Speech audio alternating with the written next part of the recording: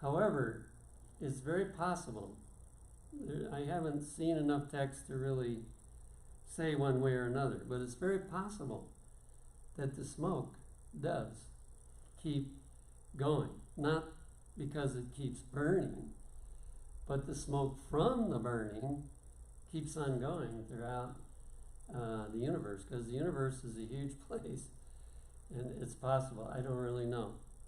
But I do know, it's very certain, that hell does not burn throughout the ceaseless ages of eternity. So the mark of the beast is worshiping on Sunday because it is required by law in the countries of earth. So it's not the mark of the beast until the nation that you live in says you must keep Sunday. And if you do it when they say you have to keep it, then it becomes the mark of the beast. Now, I don't think it means stopping your work on Sunday and doing, spiritual things, even maybe visiting your neighbors and talking to them about spiritual things. Doesn't mean that. But if you accept Sunday as the day of worship and you go to church on Sunday, then you have received the mark of the beast. The wrath of God, I've already mentioned, is the 7 last plagues. We know that from Revelation 16:1. Go your ways and pour out the vials of the wrath of God upon the earth. That's the chapter that describes the 7 last plagues. And without mixture simply means no mercy mingled. It's only justice. None of us like straight justice. If we get stopped for speeding, we hope for mercy, right? And if the cop says, no, you're going to get a $300 fine, we don't like that. But justice is important, and there comes a time when you have to receive justice. And hellfire, just one text, Revelation 20, verse 9. And they went up on the breadth of the earth and compassed the camp of the saints about. This is talking about all the wicked that have been resurrected to see Jesus and his followers in the New Jerusalem. So they compassed the camp of the saints about and the beloved city, and fire came down from God out of heaven. And notice the wording, devoured them. Doesn't burn them eternally, but devoured them. And notice fire isn't burning now. The fire doesn't start until when they surround the New Jerusalem that has come down from heaven. When they surround that, God will bring fire down from heaven, and the end of the fire is they will be destroyed. They will be devoured. So he doesn't want people to suffer that. And this should be a huge motivator for us as Seventh-day Adventists to tell the world about these things, because if we don't tell them, who's going to tell them? Very few people are going to find it out on their own. And if we don't tell them and they suffer those two things, that's not going to be, we're not going to feel good about ourselves, and it could even cause us to be lost. Now in Revelation 14:12, it is still part of the third angel's message, but it's describing the character now of the 144,000. What are they going to be like after they have listened to the first angel, the second angel, and the third angel, and they fully listen to these messages? What are they going to be like? Well, number one, they have patiently endured persecution. They love Jesus enough to say, it's okay. Whatever happens to me is all right. And they have patiently endured it. Number two, they have kept all of God's commandments by his power, not by their own. They have kept all of God's commandments. And number 3, they are covered with the righteousness of Christ. So they're perfectly righteous in God's eyes. So let me read it in the words of verse 12. Here is the patience of the saints. Here are they that keep the commandments of God and the faith of Jesus. So, in a way, the 3 angels' messages will produce 2 groups of people. This is the group that will be able to be saved. The other group will be lost because they have accepted the mark of the beast. They have failed to care about the health message. They have failed to care that there's a judgment going on. They haven't trusted Jesus to take care of their sins and all the rest that we looked at. Now there's another verse that I believe, or 2 verses, are part of the 3rd angel's message, but we often don't look at it that way.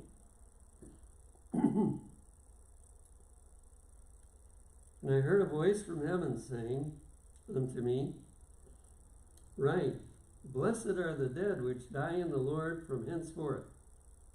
Yea, saith the Spirit, that they may rest from their labors, and their works do follow them. We're going to look at what is that blessing that all who have believed the 3rd angel's message, what kind of blessing are they going to get?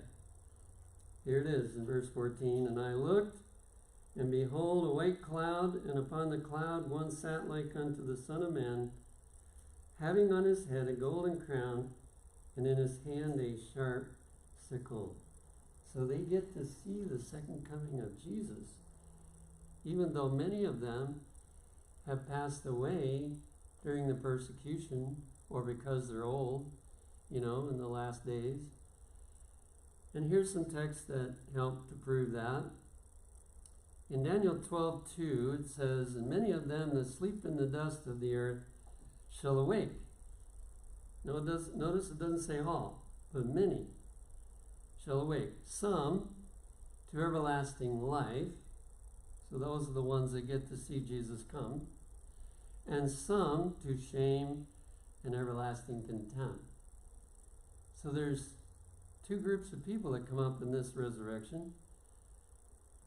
However, in general, there's only 2 main resurrections. Here's another text that speaks of this group, Revelation 1:7. Every eye shall see him, and they also which pierced him. Well, how could those who pierced him see Jesus come in the clouds of heaven? They're all dead. And there's no life after death. So, again, it proves there has to be a special resurrection just before the second coming of Jesus.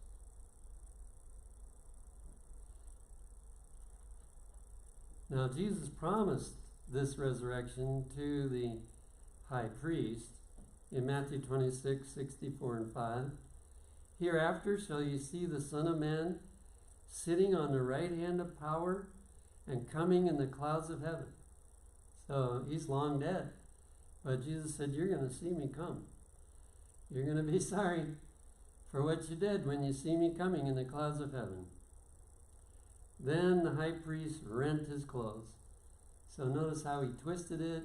In his mind, that's blasphemy. And so he rent his clothes, but it was the absolute truth. Jesus was going to resurrect him so that he could see him come in the clouds of heaven. And then we have 1 Thessalonians 4:16-17. For the Lord himself shall descend from heaven with a shout, with the voice of the archangel, and with the trump of God, and the dead in Christ shall rise first. Then we which are alive and remain shall be caught up together with them in the clouds to meet the Lord in the air. And so shall we ever be with the Lord. So that resurrection happens after Jesus is hovering above the earth Every eye has seen him, and he's hovering above the earth, and he resurrects the righteous.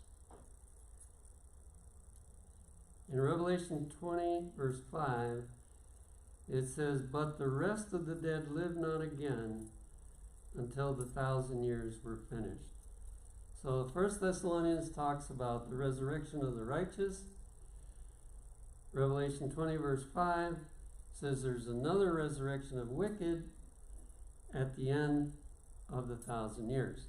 Those are the two main resurrections, but there's a special one where everyone that has preached the three angels' messages, especially the third angel's message, will be able to be resurrected and actually see Jesus come along with others that get resurrected at the same time. So now we'll finish up our chapter quickly. Verse 15, "And another angel came out of the temple, crying with a loud voice to him that sat on the cloud, Thrust in thy sickle and reap, for the time is come for thee to reap, for the harvest of the earth is ripe." So, first, God deals with what's the result to the righteous, what happens to them. Then he deals with what happens to the wicked.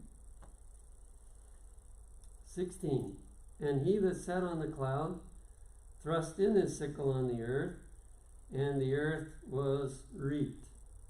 So here's the first destruction, you might say, of wicked people.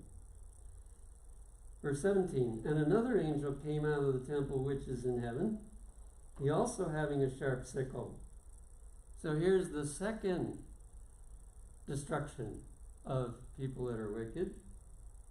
Verse 18, and it doesn't say much about it, but "And another angel came out from the altar, which had power over fire, and cried with a loud cry to him that had the sharp sickle, saying, Thrust in thy sharp sickle, and gather the clusters of the vine of the earth, for her grapes are fully ripe." Now that's the key point. Nobody is just barely lost. God arranges for things to force, you might say, push people in one direction or the other. They either become like him or they become like Satan. And so the wicked are not destroyed because they just did a few bad things, but they are destroyed because they have refused to the point where their character is fully ruined. "Her grapes are fully ripe, and the angel thrust in his sickle into the earth, and gathered the vine of the earth, and cast it into the great winepress of the wrath of God." Now this next text is kind of gory, but it's trying to illustrate how big of a destruction this is. It says, "And the winepress was trodden without the city, and blood came out of the winepress even unto the horse bridles by the space of 1,600 furlongs." Can you imagine that much blood? It's as high as the bridles of a horse, and it goes 600 furlongs, which I found, I think, we'll read it in a minute. I think it's 1,800 miles or 800 miles or something. So, I have an understanding of this I've never heard anybody give, and I never had it before till I studied for this presentation. But I'm going to suggest to you that just like we had three angels that prepare God's people for standing in the last days, there are three angels who describe the three different destructions of the wicked.